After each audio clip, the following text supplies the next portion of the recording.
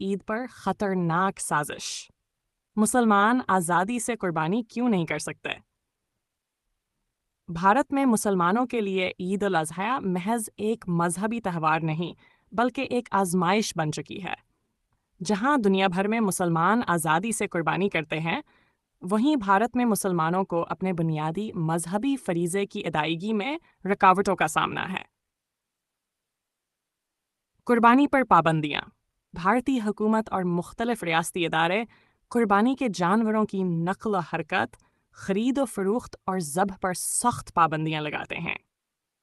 خاص طور پر گائے کی قربانی پر مکمل پابندی ہے اور بعض علاقوں میں بکروں یا دوں کی قربانی پر بھی غیر اعلانیہ قدغنیں ہیں۔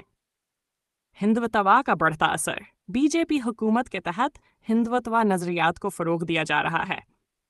شدت پسند ہندو تنظیمیں مسلمانوں کو قربانی سے روکنے کے لیے تشدد، دھمکیوں اور سوشل میڈیا پر نفرت انگیز مہم چلاتی ہیں۔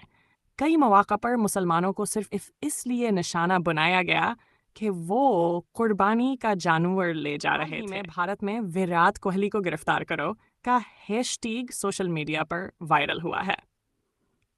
اس کی وجہ رائل چیلنجرز بنگلور RCB کی IPL جیت کے بعد بنگلور میں ہونے والی فتح کی تقریب کے دوران پیش آنے والا افسوسناک واقعہ ہے۔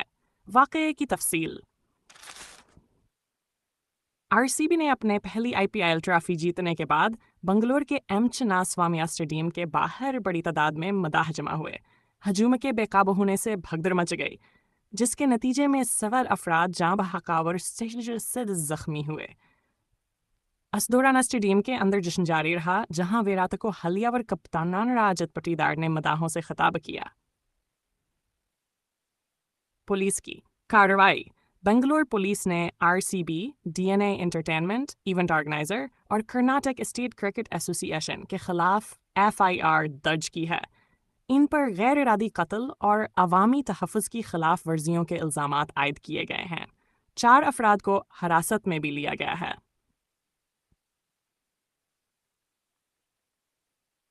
سوشل میڈیا پر ویرات کوہلی پر تنقید کی جا رہی ہے کہ انہوں نے واقعے کے بعد لندن روانگی اختیار کی اور متاثرہ خاندانوں سے اظہار ہمدردی نہیں کیا۔ تاہم پولیس کی تحقیقات جاری ہیں اور ویرات کوہلی کے خلاف کوئی براہ راست قانونی کارروائی نہیں کی گئی ہے۔